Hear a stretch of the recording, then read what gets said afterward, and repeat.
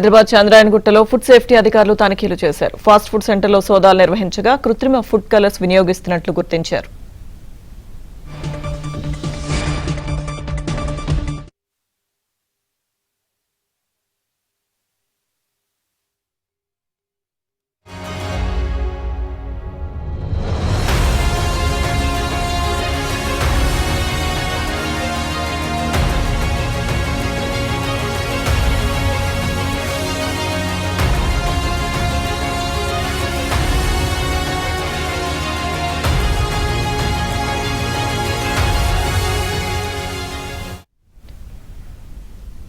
Hyderabad చంద్రాయణగుట్టలో food safety అధికారులు తనిఖీలు చేశారు. ఫాస్ట్ ఫుడ్ సెంటర్లో సోదాలు నిర్వహించగా కృత్రిమ ఫుడ్ కలర్స్ వినియోగిస్తున్నట్లు గుర్తించారు.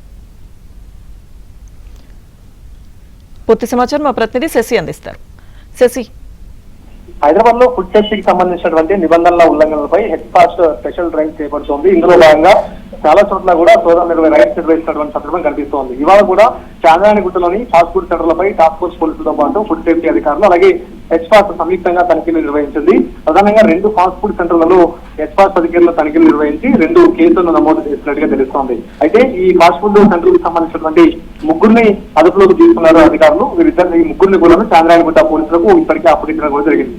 ఈ తనిఖీల్లో భాగంగా ఎస్పాస్ అధికారులు అపరిశుభ్రమైనటువంటి పరిస్థితుల్లో ఆహారాన్ని తయారు చేస్తున్నట్టుగా ఎస్పాస్ పోలీసులు గుర్తించడం కూడా జరిగింది. ప్రధానంగా ఈ వాడిన నూనెను పదే వినియోగించడం లాంటి అంశాలను కూడా ఎస్పాస్ పోలీసులు గుర్తించి ఇదే అంశంలో భాగంగా 3 అదుపులోకి తీసుకున్నారు. అలాగే ఈ ఎస్పాస్ సంబంధించినటువంటి అధికారులు మరొక కీలకమైన అంశాన్ని కూడా గుర్తించారు.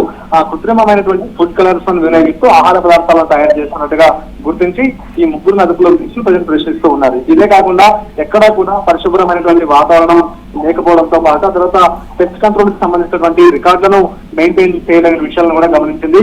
ఇక వాటర్ అనాలిసిస్ సర్టిఫికెట్లను కూడా లేనట్టు ఈ 2 ఫాస్ట్ ఫుడ్ సెంటర్లను గత కొంతకాలంగా యజమానులు నిర్వహిస్తున్నట్టు ఎస్పాస్ పోలీసులు గుర్తించడంతో ఇవన్నీ కూడా నిబంధనలకు విరుద్ధంగా నడుస్తూ ఉన్నాయి. తర్వాత ఆహార పదార్థాలకు సంబంధించినటువంటి నిబంధనలు సరిగా పాటించడం లేని అంశాల్లో భాగంగా 3 కూడా అదుపులో చేస్తున్నారు. ఈ తనిఖీలో భాగంగా 20 లీటర్ల రీయూజ్డ్ కుకింగ్ ఆయిల్ ను కూడా సీజ్ చేశారు. ఆ తర్వాత 10 లీటర్ల కుకింగ్ ఆయిల్ ను కూడా సీజ్ చేశారు. సుమారు 40 కిలోల ఫ్రైడ్ చికెన్ తో పాటు ఆ తర్వాత ఇంకా చికెన్ తయారు చేయడానికి రెడీగా ఉన్నటువంటి మరొక కొన్ని ముడి పదార్థాలను కూడా సీజ్ చేసినటువంటి సందర్భం కూడా కనిపిస్తోంది.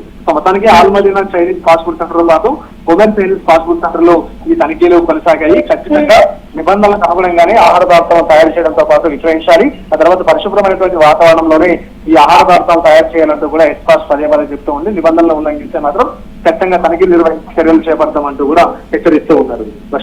Thank you Shashi.